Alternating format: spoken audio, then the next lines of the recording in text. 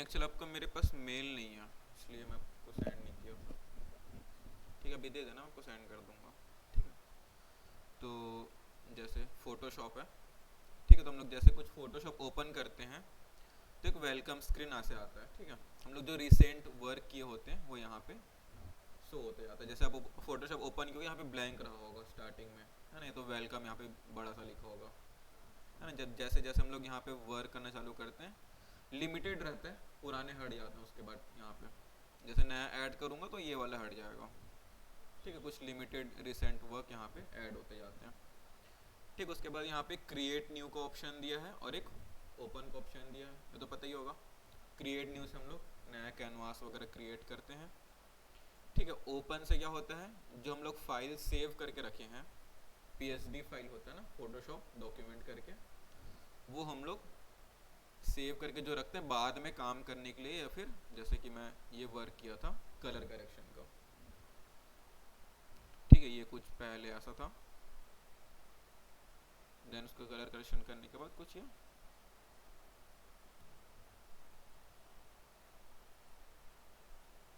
ऐसा था।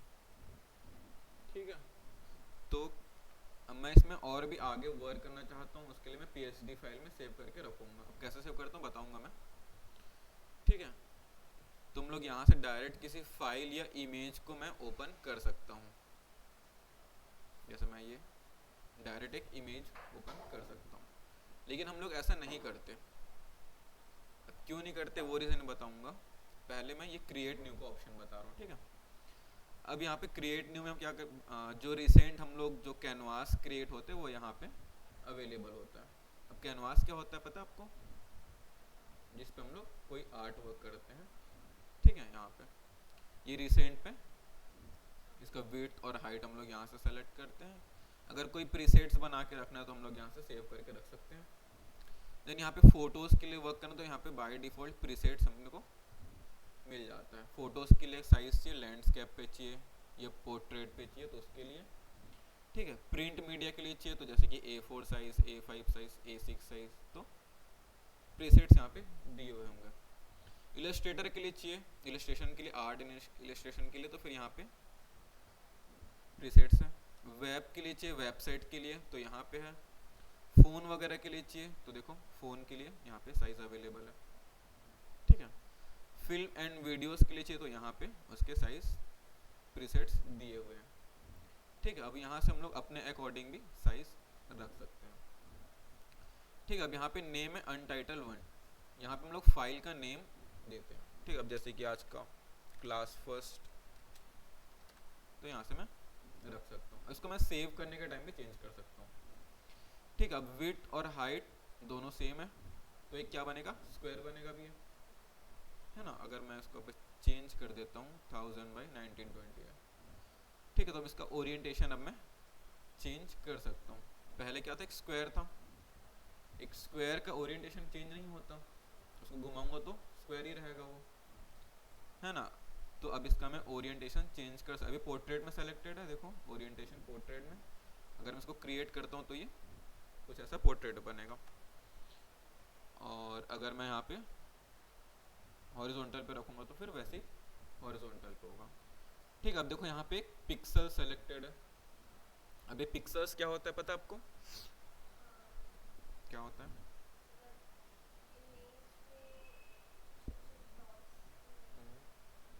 हाँ, वो तो होता ही है।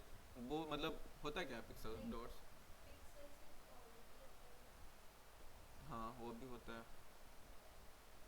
ठीक है, देखो पिक्सल्स यहाँ पे हम लोग एक यूनिट सेलेक्ट करते हैं। यहाँ से हम लोग यूनिट सेलेक्ट करते हैं। जैसे पिक्सल्स भी एक यूनिट है, इंचेस भी एक यूनिट है, सेंटीमीटर भी एक यूनिट है ना। तो वैसे पिक्सल्स एक यूनिट होता है। अभी किस चीज़ का यूनिट होता है, देखो सब मेजरमेंट की यूनिट है ना। तो फोटोज़ को हम लोग किससे मेजरमेंट करते हैं, फोटोज या वीडियोज़ को पिक्सल से। तो सबसे छोटा यूनिट होता है पिक्सल्स। ठीक है, अब जैसे कि अब आप सुनोगे फोटोशॉप एक रास्टर सॉफ्टवेयर है, नहीं सुनो? रास्टर सॉफ्टवेयर, रास्टर बेस्ड, नहीं सुनो? ठीक है, बताता हूँ। ठीक है, तो वैसे हम लोग यहाँ पे अलग अलग यूनिट सेलेक्ट कर सकते हैं। ठीक है, मैं पिक्सल्स पे वर्क करूँगा, मोटा मोटा सब पिक्सल्स पे वर्क करते हैं। अगर आपको इंचेस पे वर्क करना है, सपोज क्लाइंट का काम कर रहे हो या फिर और कुछ, तो अगर वो कुछ साइज वो देगा, मुझे इतने इंच का कुछ प्रोडक्ट चाहिए, तो आप यहाँ से डायरेक्ट वो साइज, हाँ हाँ, क्लाइंट खुद से साइज देते हैं, ठीक है। तो वहाँ पे वेट और हाइट उसका साइज डाल सकते हो, देन वहाँ पे क्रिएट करोगे तो उसी साइज का एक कैनवास क्रिएट हो जाएगा, ठीक है। वैसे ही फीट वगैरह, मिलीमीटर, सेंटीमीटर यहाँ पे यूनिट्स दिए होंगे। तो मैं पिक्सल सेलेक्ट कर लेता हूँ। अभी ओरिएंटेशन बताया, यहाँ से ओरिएंटेशन में चेंज कर सकता हूँ। अब यहाँ पे रिजोल्यूशन आता है, ठीक है। अब ये रिजोल्यूशन क्या होता है, ये मिनिमम रहता है 72। अगर आप फोटोशॉप इंस्टॉल करोगे तो बाय डिफॉल्ट 72 पे रहेगा, ठीक है। अब इसको मैं बढ़ा सकता हूँ 300 या 600 तक इस सिस्टम पे, ठीक है। इस सिस्टम पे मैं 600 तक वर्क कर सकता हूँ, बट आप अगर वर्क करोगे तो 300 तक ही करना। अब ये क्या होता है रिजोल्यूशन, जैसे अब यूट्यूब वगैरह देखते हो तो वहाँ पे रिजोल्यूशन बढ़ाते हैं हम लोग, 144p होता है, फिर 1080p, 2K 4K में आने लग गया है ना, क्वालिटी बढ़ती जाती है वीडियोस की। वैसे यहाँ पे रिजोल्यूशन होता है, जो कैनवास की क्वालिटी होती है ना, वो यहाँ पे हम लोग इंक्रीज करते जाते हैं। अब देखो, अब आपके पास दो कैनवास है सपोज, ठीक है। एक की रिजोल्यूशन 72 है और एक की रिजोल्यूशन 300 है। अब वो क्या होता है, देखो रिजोल्यूशन कैसा फील होता है, यहाँ पे देखो पिक्सल्स पर इंच लिखा है, मतलब क्या हुआ, 1 इंच में कितने पिक्सल्स होंगे वहाँ पे, 72 पिक्सल्स, ठीक है। अब आपके पास दो कैनवास रखी है, ठीक है। एक का है 72 पिक्सल्स पर इंच और एक का है 300 पिक्सल्स पर इंच। तो क्वालिटी किसकी ज़्यादा होगी, 300 वाले, क्योंकि एक पिक्सल में सॉरी 1 इंच में 300 पिक्सल्स है ना। तो हम लोग अगर 300 करूँगा तो मेरी कैनवास की क्वालिटी हाई होगी, 72 करूँगा तो फिर वहाँ पे लो हो जाएगी। अब इसको मैं 600 भी ले सकता हूँ, इसको 1000 भी ले सकता हूँ, ठीक है। 10,000 भी ले सकता हूँ मैं, इसको मैं जितना चाहूँ उतना ले सकता हूँ, लेकिन सिस्टम का रैम यूज़ करता है ये, ठीक है। अगर जितना ज़्यादा आप रिजोल्यूशन बढ़ाते जाओगे उतना ज़्यादा सिस्टम का रैम यूज़ करते जाएगा। अगर आपका सिस्टम नहीं झेल पा रहा तो वो क्रैश हो जाएगा या तो फिर जल जाएगा,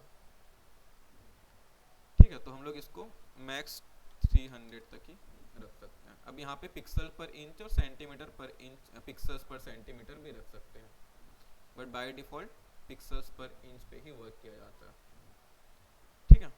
फिर यहाँ पे कलर मोड्स आते हैं, कलर मोड्स बताए थे आपको पहले, ठीक है। कुछ आइडिया अभी आपको कि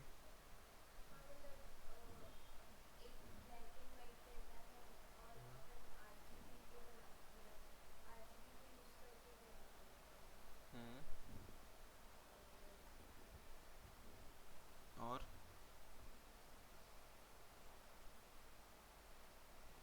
ठीक है बता रहा हूँ। देखो पहला होता है बीट मैप, ठीक है। अब ये बीट मैप क्या होता है, जैसे कि आप मारियो वगैरह पहले देखे थे, अभी एग्जांपल लो तो फिर एक माइनक्राफ्ट, देखिए माइनक्राफ्ट गेम जो आता है अभी,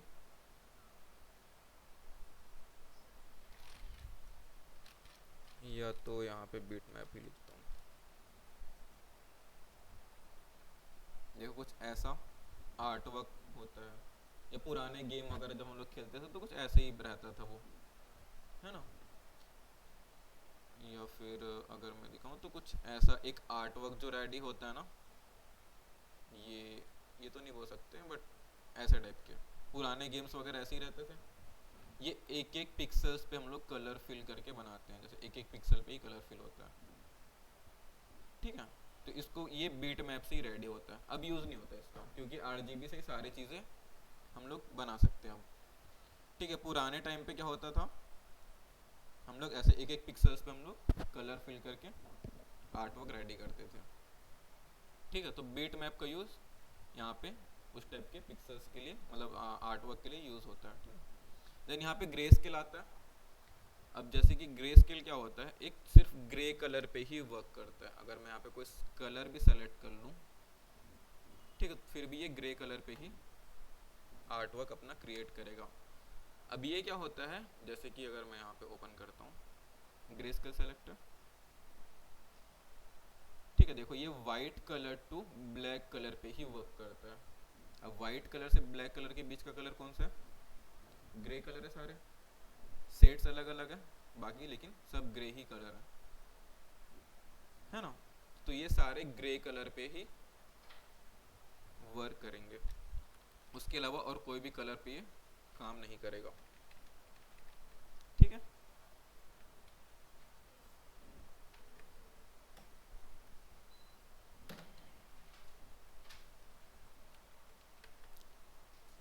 ठीक है, इसका यूज भी अभी उतना नहीं होता है। अब थर्ड आता है आरजीबी कलर्स, ये हम लोग यूज करते हैं डिजिटल वर्ल्ड्स के लिए, ठीक है। आरजीबी कलर क्या होता है, अगर मैं क्रिएट करूं, आपको कुछ आइडिया आरजीबी कलर क्या होता है, आरजीबी कलर्स क्या होते हैं, कुछ आइडिया है? देखो यहाँ पे 3 कलर दिखाई दे रहे होंगे, रेड ग्रीन एंड,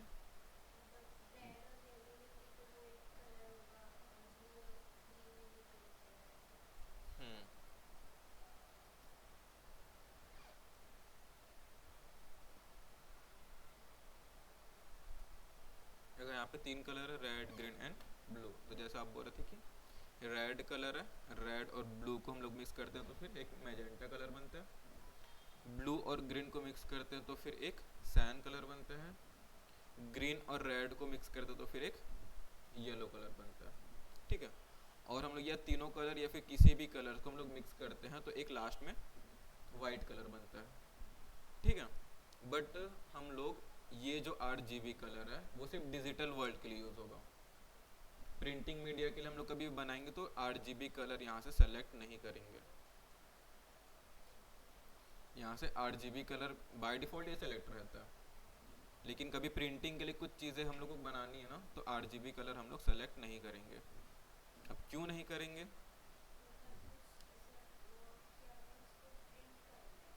हाँ सपोज, हाँ तो क्यों नहीं करेंगे, कोई आइडिया? देखो ये रेड कलर दिख रहा है, ये ब्लू कलर और ये ग्रीन कलर, ठीक है। ये ऐसा रेड कलर रियल लाइफ में कभी देखे हो आप, इतना वाइब्रेंट, या ऐसा ग्रीन कलर कहीं रियल लाइफ में दिखता है, ये ऐसा वाइब्रेंट सा ब्लू कलर, देखो आप ये चेयर का ब्लू कलर देखो और ये ब्लू कलर देखो, रियल लाइफ के ब्लू, ये ऐसा ग्रीन कलर का भी रियल लाइफ में नहीं देखने को मिलेगा, या फिर ऐसा green colour, sorry red colour भी ऐसा नहीं होता। अब सपोज मैं एक कोई आर्ट वर्क बनाया डिस्प्ले पे, ठीक है, अब मैं वहाँ पे RGB कलर यूज़ कर रहा हूँ, अब प्रिंट मीडिया पे जाऊँगा, प्रिंटिंग के लिए जाऊँगा तो फिर ये रेड कलर तो एग्जिस्ट कर ही नहीं रहा रियल लाइफ में, तो ये कलर पे निकालेगा क्या वो, नहीं। जो रियल लाइफ में रेड कलर एग्जिस्ट कर रहा है वो तो वही कलर से निकालेगा, है ना। तो क्या होगा, जो मेरा आर्ट वर्क रहेगा वो डल सा निकलेगा या फिर डार्क डार्क सा निकलेगा, कुछ ऐसा वाइब्रेंट सा जैसे मेरे डिस्प्ले पे दिखेगा वैसा वो नहीं निकलेगा। सपोज मैं ये कलर को अगर प्रिंट निकालूँ ना तो ऐसे कलर पे नहीं निकलेगा, ये डार्क हो जाएगा, ये डार्क हो जाएगा, ये डार्क हो जाएगा, ये तो डल डल सा हो जाएगा, क्योंकि रियल लाइफ में है ही नहीं ये कलर, ठीक है। तो कभी हम लोग डिजिटल फॉर्म के लिए कुछ बनाएंगे ना तो फिर RGB कलर यूज़ करेंगे, प्रिंटिंग मीडिया के लिए कभी ही नहीं करेंगे, ठीक है। अब यहाँ पे CMY के कलर्स होते हैं, ठीक है। अगर मैं इसको क्रिएट करूँ और यहाँ पे आपको दिखाऊँ, समझ आ रहा नहीं है, कुछ डाउट होगा तो पूछ लेना ना। हाँ बता रहा हूँ भाई,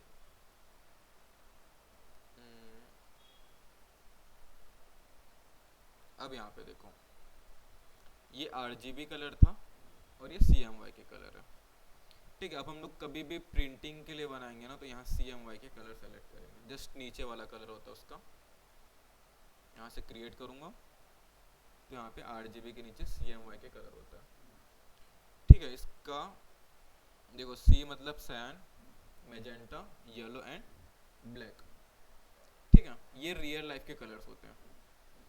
अब आप यहाँ पे देखोगे तो ये ब्लू कलर देखो, पता है उसमें, और ये ब्लू कलर देखो, दोनों में कुछ डिफरेंस दिख रहा है, या ये ग्रीन कलर या ये ग्रीन कलर या रेड, इस रेड में कुछ डिफरेंस दिख रहा थोड़ा भी? हाँ, क्योंकि अभी हम लोग डिस्प्ले में देख रहे हो तो थोड़ा कम दिखेगा, है ना। ये थोड़ा वाइब्रेंट सा दिख रहा है और ये थोड़ा डार्क सा दिख रहा है ना। तो रियल लाइफ के कलर कुछ डार्क डार्क से होते हैं, है ना। अब देखो अगर हम लोग यहाँ पे मैजेंटा येलो को मिक्स करते तो फिर एक रेड कलर मिलता है ना। येलो और सैन को मिक्स करते तो फिर ग्रीन, सैन और मैजेंटा को मिक्स करते तो फिर ब्लू। अब यहाँ पे RGB कलर मिल गया, बट ये रियल लाइफ के कलर है ना। अब सब आप देखना कभी भी 3-4 कलर हम लोग मिक्स करते हैं ना तो लास्ट में ब्लैक हो जाता है वो, है ना। तो इसमें भी हम लोग अगर 3-4 कलर मिक्स करेंगे ना तो लास्ट में यहाँ पे एक ब्लैक कलर मिलता है, लेकिन इसमें वाइट कलर मिलता है। ठीक है, तो यही डिफरेंस है। कभी प्रिंटिंग मीडिया के लिए जाएंगे तो फिर CMY के कलर ही यूज़ करेंगे, ठीक है। और इसके लिए जाएंगे तो फिर RGB कलर। देन लास्ट आता है यहाँ पे लैब कलर, ठीक है। ये भी यूज़ नहीं होता अभी, बट इसका यूज़ पहले कहाँ होता था। जैसे हम लोग वो रील वाली कैमरे आते थे पहले, जिसमें पहले रील लगा के फ़ोटो क्लिक करते थे, तो वो क्या करता था, पहले रील से फिर फ़ोटो कलर होता था, है ना। तो जो रील से कलर करने के लिए लैब कलर का यूज़ करते थे, ठीक है। फिर तो हम लोग अभी तो वो सब बंद हो चुका है, तो लैब कलर अभी कोई यूज़ में नहीं आता। वैसे हम लोग RGB कलर के अंदर लैब कलर यूज़ कर सकते हैं। मतलब ये जितने भी है ना कलर CMY के छोड़, बस ये lab colour, greyscale, bitmap, सारी चीज़ें हम लोग RGB कलर्स के अंदर पे कर सकते हैं, ठीक है। तो ये इसमें क्या होता है, जैसे एल फॉर्म होता है लाइटनेस, ये लाइटनेस को कंट्रोल करता है। अब लाइटनेस क्या होता है, जैसे मैं ग्रे स्केल बताया, वाइट टू ब्लैक क्या होता है, लाइट होता है। लाइट या तो वाइट रहता है या तो ब्लैक रहेगा, बाकी उसमें हम लोग कलर ऐड करते हैं। बाकी अगर सिंपल लाइट देखोगे तो वाइट कलर रहता है और ब्लैक कलर रहता है, तो ये वाइट टू ब्लैक कलर को एडजस्ट करता है। अब उसके बीच की कलर क्या होती है यहाँ पे, ग्रे कलर, है ना। देखो यहाँ से वाइट टू ब्लैक पे जाऊंगा तो पहले ग्रे होते जाएगा ना यहाँ पे, तो वैसे ये सिर्फ लाइटनेस को ही एडजस्ट करता है, मतलब वाइट टू ब्लैक कलर को एडजस्ट करेगा। देन यहाँ पे A और B है, मतलब चैनल A और चैनल B बोलते हैं इसको, ठीक है। और चैनल A चैनल B क्या करता है, सैन और मैजेंटा कलर को मैनेज करता है। अब कभी भी अगर घर पे होगी नेगेटिव्स वगैरह पुरानी रील्स वगैरह वाली, तो देखना सिर्फ 2 ही 3 कलर दिखता है वहाँ पे उसमें, अगर कभी देखा होगा तो एक सैंड कलर मैजेंटा कलर कुछ दिखता है उसमें। तो 2-3 कलर को हम लोग मिक्स करके यहाँ पे फोटोज कलर करते थे, मतलब उस टाइम पे किया जाता था, ठीक है। अभी अभी तो खैर ये RGB में सारी चीज़ें हो जाती हैं। देन यहाँ पे बैकग्राउंड का जो कलर रहेगा वहाँ से हम लोग इसको सेलेक्ट कर सकते हैं। वाइट ब्लैक बाय डिफ़ॉल्ट ये वाइट ही रहता है। देन यहाँ से इसको मैं क्रिएट करूँगा तो एक कैनवास क्रिएट हो जाता है ऐसा, ठीक है। जहाँ पे हम लोग वर्क करते हैं उसको बोलते हैं कैनवास। यहाँ पे टूल्स दिख रहे हैं, ठीक है। इन्हीं टूल की हेल्प से हम लोग जो भी कोई आर्ट वर्क रेडी करना होगा इन्हीं टूल की हेल्प से करेंगे। इसको बोलते हैं टूल बार, है ना। इसको बोलते हैं पैनल बार, है ना। ऊपर वाले को बोलते हैं मेन्यू बार, और जो बीच के हैं उसको बोलते हैं ऑप्शन बार या तो सब टूल बार, ठीक है। अब ये ऑप्शन बार में क्या होता है, किसी भी टूल के अंदर के जो भी फंक्शंस रहते हैं वो यहाँ पे ओपन हो जाते हैं, ठीक है। जैसे कि मैं कोई भी टूल्स ओपन कर रहा हूँ तो यहाँ पे वो ओपन हो जाएगा, ठीक है। अब अगर आपको पैनल बार में कोई ऑप्शन नहीं दिख रहा है, सपोज ये एडजस्टमेंट लेयर क्लोज है आपके में, फिर नहीं आ रहा, तो हम लोग यहाँ से विंडो से जाके एडजस्टमेंट लेयर में ओपन कर सकता हूँ। कोई भी पैनल, सिर्फ पैनल पे ही हो ना, कोई भी पैनल यहाँ पे अगर आपको नहीं शो हो रहा है तो यहाँ से आप ओपन कर सकते हो। सपोज अगर कलर नहीं है तो फिर कलर में यहाँ से ओपन कर सकता हूँ, ठीक है। जैसे कुछ कुछ अभी ऑप्शन जैसे पाथ हो गया या फिर एडजस्टमेंट लेयर हो गया आपके में जहाँ तक नहीं होगा अभी, अगर स्टार्ट करोगे तो, रीइंस्टॉल करोगे तो, बाकी यहाँ से ओपन कर सकते हो, ठीक है। तो अब टूल्स में चलते हैं। तो पहला टूल होता है एक मूव टूल। ये क्या करता है,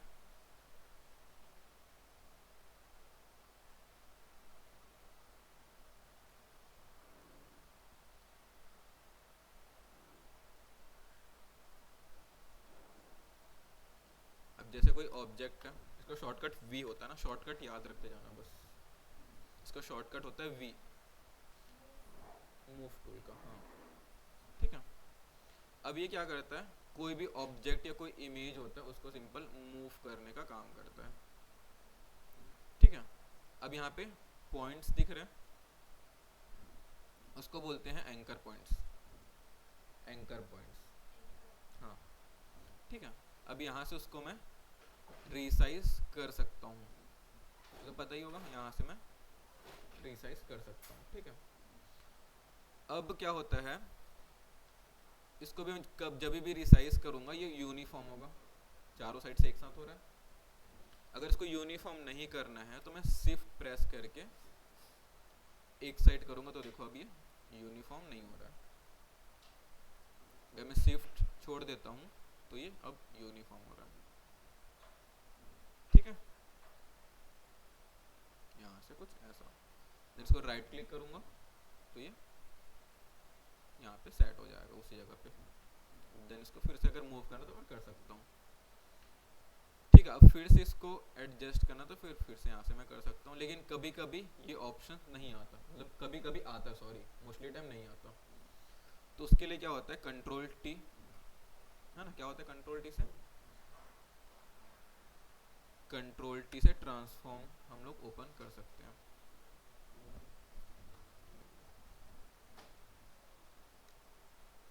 ठीक है। अगर मैं कंट्रोल टी प्रेस करता हूँ तो देखो ऊपर एक ऑप्शन यहाँ पे राइट और क्रॉस का ऑप्शन आ जाता है। ठीक है। अब यहाँ से मैं फिर से इसको एडजस्ट कर सकता हूँ, देन इसको, और जस्ट उसके जगह क्रॉस कर देता मैं कंट्रोल टी, अगर मैं इसको एडजस्ट किया और क्रॉस किया तो फिर वो पहले जैसा हो जाएगा। ठीक है। कुछ भी चीज़ अप्लाई किए रहूँगा, गलती से वहाँ क्रॉस पे क्लिक हो गया तो फिर वो हट जाएगा सारा चीज़। ठीक है। अब यहाँ पे second option, sorry second tool होता है सिलेक्शन टूल का, है ना। अब इस, हाँ इसको बोल रहा हूँ ना, ये खैर मैं डाउनलोड कर लिया था उस टाइम पे, बाकी यहाँ से कॉपी पेस्ट करके भी ला सकते हो, कॉपी देन यहाँ से पेस्ट करके ऐसा। ठीक है। बट ऐसा होता है कि कभी कभी कॉपी पेस्ट से पिक्सलेट हो जाती है फोटोज, है ना, तो ट्राई करना कि डाउनलोड करके ही लाओ। तो क्या बता रहा था मैं, सिलेक्शन टूल। ठीक है। अब यहाँ पे देखो राइट क्लिक करूंगा तो और भी सिलेक्शन यहाँ पे आ जाते हैं। पहला होता है रेक्टेंगल। ठीक है। अब मैं यहाँ पे एक सिलेक्शन बनाया, कभी भी ऐसे पॉइंट्स दिखेंगे ना तो समझ जाना ये सिलेक्शन ही बना है, फिर आपको पता चल जाएगा प्रैक्टिस करते करते। तो ये एक सिलेक्शन है। ठीक है। अब ये कैनवास के इतने पोर्शन को वो मर्सी आराम से, ठीक है, इतने पोर्शन को वो सेलेक्ट किया पूरे कैनवास के। अब मैं अगर इस पे कुछ भी वर्क करता हूँ तो सिलेक्शन के अंदर पे ही होगा, उसके बाहर वर्क नहीं होता। कभी भी मैं कोई भी सिलेक्शन बनाऊंगा तो उसके अंदर पे ही वर्क होगा, कुछ भी वर्क करूँ मैं। अभी सपोज ये ड्रॉ कर रहा हूँ मैं तो उसके अंदर पे हो रहा है। ठीक है। तो कोई भी मैं सिलेक्शन बनाता हूँ और उसको मैं डीसेलेक्ट करना, सपोज ये सेलेक्टेड है, इसको डीसेलेक्ट करना, तो सिंपल मैं या तो मैं सिलेक्शन टूल से राइट क्लिक करके यहाँ से डीसेलेक्ट कर सकता हूँ, देन यहाँ से मैं कंट्रोल जेड करके, सॉरी कंट्रोल डी करके मैं डीसेलेक्ट कर सकता हूँ। कंट्रोल जेड से क्या होता है, अंडू, डीसेलेक्ट होता है, कंट्रोल डी से डीसेलेक्ट हो जाता है, और कंट्रोल जेड से अंडू होता है ना, फिर से वापस आ जाएगा, और कंट्रोल शिफ्ट जेड से रीडू हो जाता है। ठीक है। शॉर्टकट्स थोड़ा याद रखना बस। राइट क्लिक करूँगा यहाँ पे रेक्टेंगल का है, देन यहाँ पे अगर सर्कल वगैरह बनाना तो फिर सर्कल का है। अगर शिफ्ट प्रेस करके करूँगा तो देखो ये यूनिफॉर्म होगा ना, अगर ऐसे ही करूँगा तो फिर ये ऐसे ही होगा। देन अगर यहाँ पे स्ट्रेट लाइन बनाना है या कॉलम बनाना है, रो बनाना है, तो फिर यहाँ से हम लोग वो भी बना सकते हैं। जैसे कि यहाँ पे एक सिलेक्शन बना है बट दिखता नहीं, अगर मैं कलर फिल करूँ यहाँ पे न्यू लेयर लेके तो फिर वहाँ पे एक कलर फिल हो जाता है। ठीक है, अब यहाँ पे देखो मैं एक रेक्टेंगल लिया, सिलेक्शन बनाया। अब मैं दूसरी जगह बनाता हूँ तो पहला वाला हट गया।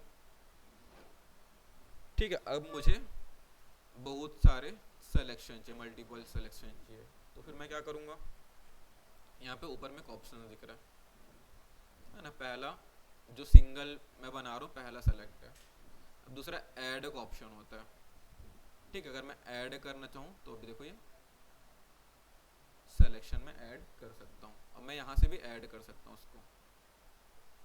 ठीक है, ज्वाइंट करना है मैं दोनों ज्वाइंट कर सकता हूँ।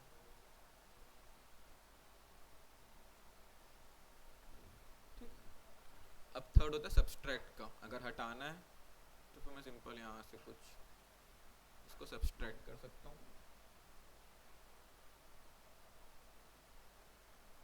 कुछ ऐसा। और फोर्थ होता है इंटरसेक्ट का। इंटरसेक्ट में क्या होता है, जैसे इतना पोर्शन इंटरसेक्ट हो रहा है, उतना पोर्शन ही रह जाएगा जितना इंटरसेक्ट हो रहा है, बाकी का पोर्शन हट जाएगा। ठीक है, तो मोस्टली ऐड पे ही करके रखे रहना। कभी भी सिलेक्शन टूल आएगा ना तो ये ऑप्शन आ ही जाएगा। ठीक है, कोई भी सिलेक्शन टूल हो, मैं तो कंट्रोल डी कर देता हूँ डी सेलेक्ट करने के लिए, कंट्रोल डी से डी सेलेक्ट। ठीक है, अब यहाँ पे थर्ड होता है एक लैशो टूल, क्योंकि मैं पहले कलर फिल करना बता देता हूँ। जैसे मैं एक सिलेक्शन बताया, ठीक है, अब यहाँ पे कलर्स दिख रहे होंगे, चलो इसको मैं डिसेलेक्ट कर देता हूँ। अभी यहाँ पे दो कलर्स दिख रहा है, जिसमें इसका कलर चेंज कर देता हूँ और इसका भी कर देता हूँ। ठीक है, ग्रीन और रेड। तो ऊपर जो कलर एक दिख रहा है और पीछे एक कलर दिख रहा है, तो ऊपर वाले कलर को बोलते हैं फोरग्राउंड कलर। ऋषभ, फैन थोड़ा कम करना। तो जो फ्रंट वाला कलर है ना उसको बोलते हैं फोरग्राउंड कलर। ठीक है, जो बैकग्राउंड पीछे जो दिख रहा है ना उसको बोलते हैं बैकग्राउंड कलर, बट ये सिर्फ नाम है। ठीक है, ऐसा कुछ यूज उसको है नहीं, बस ये फोरग्राउंड कलर और ये बैकग्राउंड कलर। अब इसको स्विच करना है, जो बैकग्राउंड उसको फोरग्राउंड में लाना है, तो यहाँ पे मैं स्विच कर सकता हूँ, तो फिर मैं सिंपल एक्स प्रेस करके भी कर सकता हूँ, एक्स। ठीक है, अब by default black and white चाहिए तो फिर यहाँ पे मैं क्लिक कर दूंगा तो वो ब्लैक एंड व्हाइट पे फिर से आ जाएगा। ठीक है, स्विच करना तो यहाँ से या तो फिर एक्स। ठीक है, अब मैं कभी भी कुछ आर्ट वर्क बनाता हूँ तो फोरग्राउंड कलर ही उसमें फिल होगा, कभी भी हो, है ना, फोरग्राउंड कलर ही फिल होगा। अब मैं एक्स प्रेस करूंगा तो फिर चेंज कर सकता हूँ, जैसे ब्रश लिया। ठीक है, मैं रेड से कर रहा हूँ, फिर स्विच करके मुझे ब्लैक कलर चाहिए तो फिर एक्स प्रेस करके मैं चेंज कर सकता हूँ। ठीक है, अब जैसे ही मैं सिलेक्शन बनाया एक, ठीक है, अब इतने सिलेक्शन में मुझे कलर फिल करना है रेड कलर, तो मैं क्या करूँगा, सिंपल या तो फिर यहाँ से मैं पेंट बकेट टूल लेके क्लिक करूँगा तो फिल हो जाएगा वो, या तो फिर मैं ऑल्ट और बैक स्पेस करूँगा तो फोरग्राउंड कलर है वो फिल हो जाएगा। क्या क्या मैं ऑल्ट और ऑल्ट प्लस बैक स्पेस। अब ऐसे अगर बैकग्राउंड को करना है तो कंट्रोल और बैक स्पेस करूँगा। ठीक है, याद रखना बस इसको, फोरग्राउंड के लिए ऑल्ट बैक स्पेस और बैकग्राउंड के लिए कंट्रोल बैक स्पेस, देन इसको कंट्रोल डी से डी सेलेक्ट। ठीक है, ठीक है, तो यहाँ से कुछ हम लोग कलर फिल कर सकते हैं। उसके बाद यहाँ पे आता है लेसो टूल। अब देखो सिलेक्शन टूल सेलेक्ट किया, फिर से वो ऑप्शन आ गया। ठीक है, ये सिलेक्शन टूल है, ये भी सिलेक्शन टूल है, ये भी सिलेक्शन टूल है, यहाँ तीन यहाँ पे सिलेक्शन टूल होते हैं। ठीक है, उसके बाद ये लेसो टूल आते हैं। अब जैसे यहाँ पे मैं किसी पर्टिकुलर शेप में सिलेक्शन बना रहा था, है ना, अब लेसो टूल में क्या होता है, मैं फ्री हैंड सिलेक्शन बना सकता हूँ। तो एक ऐसा सिलेक्शन बन जाएगा। अभी मैं कुछ आर्ट वर्क बना के नहीं दिखा रहा हूँ, बस टूल बता रहा हूँ ना अभी। तो पहला लेसो टूल होता है जिसमें मैं फ्री हैंड सिलेक्शन बना, इसका शॉर्टकट एल होता है, एल प्रेस करोगे तो फिर लेसो टूल ओपन हो जाएगा। ठीक है, तो कुछ ऐसा। वैसे यहाँ पे ऑप्शन होते हैं, अगर ऐड करना तो फिर ऐड आप कर सकते हो, सब्सट्रैक्ट करना तो फिर सब्सट्रैक्ट कर सकते हो, और इंटरसेक्ट करना तो फिर इसमें भी इंटरसेक्ट कर सकते हो। ठीक है, देन यहाँ पे आता है पॉलीगन लेसो टूल। अब ये क्या करता है, एक स्ट्रेट लाइन पे ही सिलेक्शन बनाता है। ठीक है, इसमें कभी कोई कर्व्स वगैरह नहीं रहेंगे, एक स्ट्रेट लाइन पे ही बनाएगा ये। देखो हमेशा एक स्ट्रेट लाइन पे बनाएगा। ठीक, और थर्ड आता है फिर एक, जैसे मैं ये इमेज लिख के बताता हूँ।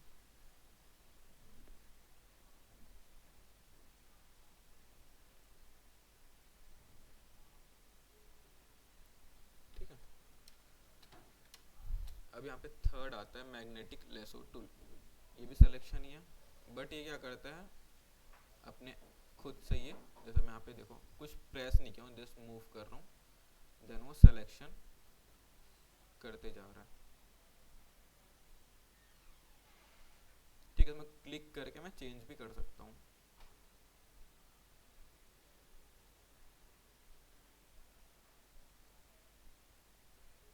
बट अब यहाँ पे देखो नीचे ये उतना फाइन सिलेक्शन कभी नहीं करेगा ना।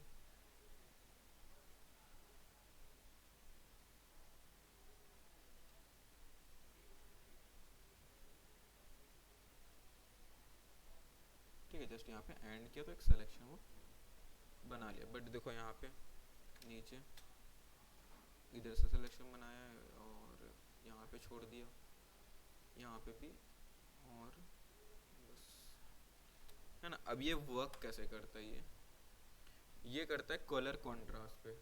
कलर कॉन्ट्रास्ट क्या होता है, जैसे कि मैं यहाँ पे वाइट कलर है और यहाँ पे मैं एक ब्लैक कलर फिल कर देता हूँ ना, चलो एक ब्लैक कलर फिल कर दिया, है ना। तो कभी भी कॉन्ट्रास्ट वाली जगह पे देखना जस्ट अपोजिट कलर होता है, जैसे वाइट कलर है और ब्लैक कलर, आपको दोनों कलर विजिबल है प्रॉपर।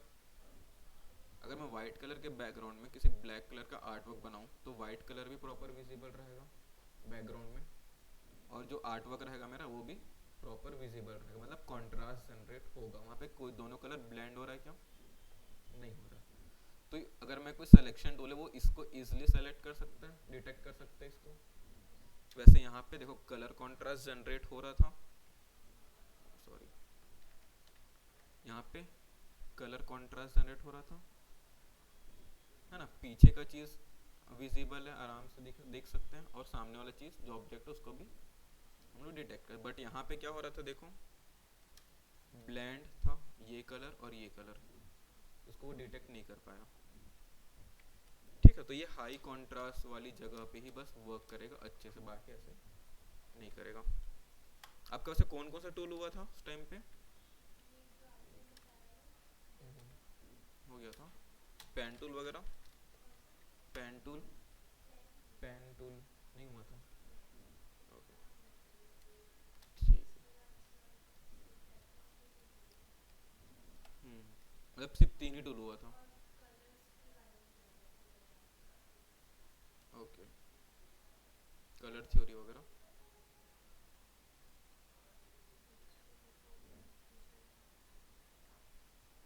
ठीक है ना, बता दूंगा मैं उसको। ठीक है ना, आज क्या बताने वाला था वैसे मैं, हाँ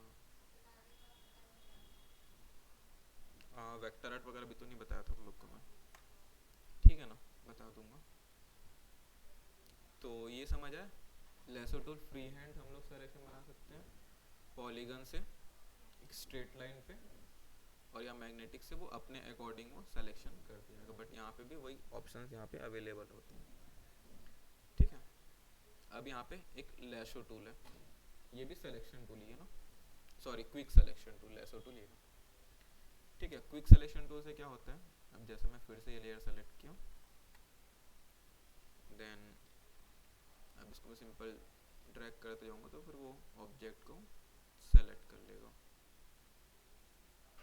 बट ये भी कलर कॉन्ट्रास्ट के अकॉर्डिंग कलर सिलेक्शन करता है। अगर कहीं पे ब्लेंड हो रहा है ना तो उस जगह पे कंफ्यूज आता है और फिर नहीं कर पाता सिलेक्शन। अगर यहाँ पे ग्रीन कलर होता तो वो नहीं कर पाता। बाहर ये तो बैकग्राउंड को भी सेलेक्ट कर लेता पूरा, है तो जहाँ पे ब्लेंड होते रहेगा कलर वहाँ पे वो सेलेक्ट नहीं कर पाएगा। ठीक है, अब यहाँ पे देखो, हाँ अब देखो मेरा ऑब्जेक्ट सेलेक्ट है अभी,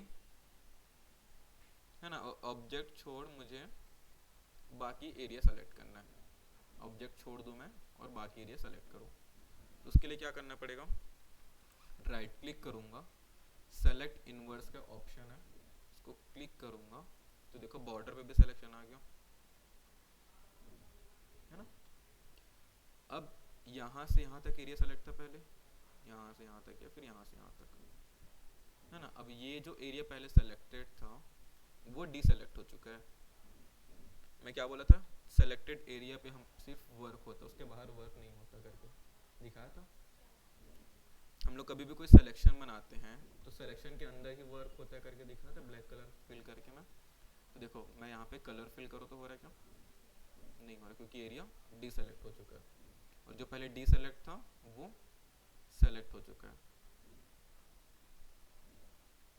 है ना। क्या किया मैं इसके लिए, राइट यहाँ पे गया,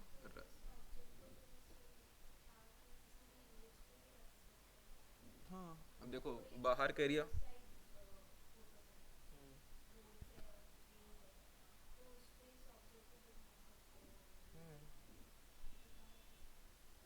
हाँ अगर मैं इसको इन्वर्स करूँ देन इसको रास्टराइज करके इसका मैं बैकग्राउंड डिलीट कर सकता हूँ, सिंपल डिलीट प्रेस करके।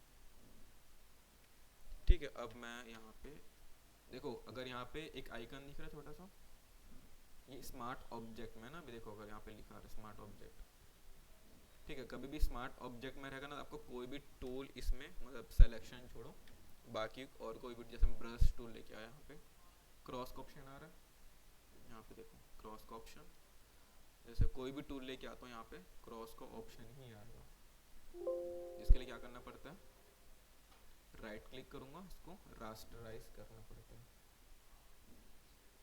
ठीक है, तो ये अब इसमें मैं कोई भी टूल वर्क कर सकता हूँ। कभी भी यहाँ पे छोटा सा ये आइकन दिखेगा मतलब ये स्मार्ट ऑब्जेक्ट है। ठीक है, उसको रास्टराइज करने के बाद हम लोग उस पर वर्क कर सकते हैं। अब एक चीज़ बताता हूँ, देखो ये भी स्मार्ट ऑब्जेक्ट में है, इसको मैं छोटा कर दिया सपोज, चलो इतना छोटा कर लिया, ठीक है ना। इसको राइट क्लिक करके सेव कर लिया वहाँ पे, फिर से कंट्रोल टी से ट्रांसफॉर्म किया मैं, और मैं फिर से इसको बड़ा कर लेता हूँ अपने, कुछ डिफरेंस दिखा, नहीं हुआ ना कुछ। अब इसी को मैं राइट क्लिक करके रास्टराइज करूँगा, देन फिर से कंट्रोल टी किया, अब मैं फिर से इसको छोटा किया, फिर से सेव किया, कंट्रोल टी, और फिर से मैं देखो ये ब्लर हो गया। तो कभी भी आप फोटो रिसाइज करोगे तो उसको स्मार्ट ऑब्जेक्ट में ही कर लेना पड़ेगा, मतलब जब स्मार्ट ऑब्जेक्ट में रहेगा उसी टाइम पे ही कर लेना, ठीक है। नहीं तो फिर अगर आप कोई फ़ोटो छोटा कर दिए फिर बाद में अगर इसको रास्टराइज करने के बाद अगर बड़ा कर रहे हो तो फिर वो पिक्सलेट हो जाता है, ठीक है। तो हम लोग कभी भी कोई आर्ट वर्क इस पर करना है उसी लेयर पे करना है, लेकिन उसी लेयर पे हम लोग वर्क नहीं करते मोस्टली, तो उसको हम लोग रास्टराइज करके ही करेंगे, ठीक है। तो इतना समझ आया अभी। खैर लेयर्स वगैरह तो बताए नहीं, लेयर्स वगैरह आते हैं आपको, सर बताए थे नहीं बताए थे, यहाँ से ऐड करने का ऑप्शन है क्लियर, ठीक है। इसका शॉर्टकट भी कंट्रोल शिफ्ट एन करोगे कंट्रोल शिफ्ट एन करोगे तो न्यू लेयर का एक ऑप्शन आ जाता है यहाँ पे। तो लेयर का जो नाम है वो दे सकते हैं, या तो फिर यहाँ से डबल क्लिक करके भी रीनेम कर सकते हैं। ठीक है, तो आज क्या देखें, move tool, selection tool, lasso tool और quick selection tool. Magic wand tool बताऊंगा मैं कल। ठीक है, कल आओगे ना, अभी आपको कंटिन्यू आना पड़ेगा। ठीक है, तो एटलीस्ट आज जाके, आज तो वैसे कुछ था भी नहीं, सिर्फ इंट्रो ही था, तो जाके एटलीस्ट आज ओपन करके देखना सॉफ्टवेयर, है ना आपके पास प्रैक्टिस के लिए। अच्छा, यही करोगे प्रैक्टिस?